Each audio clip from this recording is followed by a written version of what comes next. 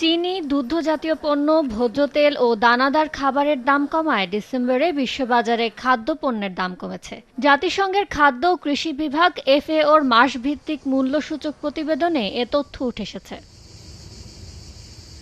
মাস ব্যবধানে এই খাদ্যসূচক 0.5% বেড়ে হয়েছে 127 পয়েন্ট। তবে এটি এখনও 2023 সালের ডিসেম্বরের তুলনায় 6.7% বেশি। অবশ্য পুরো 2024 সালে খাদ্যসূচকের গড় ছিল 122 পয়েন্ট, যা আগের বছরের গড় মূল্যের তুলনায় 2.1% কম। দানাদার খাবার ও চিনির দাম বাড়লেও ভোজ্য তেল, দুগ্ধজাতীয় পণ্য ও মাংসের দাম সেই তুলনায় না বাড়ায় গেল বছর খাদ্যের দাম কমতির দিকে ছিল।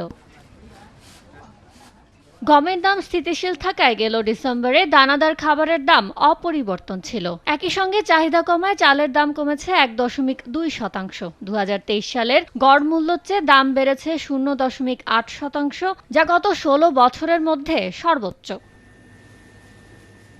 চাহিদা কম থাকায় সয়া, সূর্যমুখী তেলের দাম কমে যাওয়ায় বিশ্ববাজারে ভোজ্য তেলের দাম মাস ব্যবধানে 0.5% কমেছে গত ডিসেম্বরে, যদিও বছর ব্যবধানে তা 33.5% বেড়েছে। টানা 3 মাস কমার পর ডিসেম্বরে 4% বেড়েছে মাংসের দাম। আর গেল বছর 2023 সালের তুলনায় মাংসের দাম বেড়েছে 7.1%। একই সঙ্গে টানা 7 মাস কমার পর বৈশ্বিক বাজারে দুগ্ধজাত পণ্যের দাম ডিসেম্বরে বেড়েছে 0.4%, আর বছর ব্যবধানে বেড়েছে 4.7%।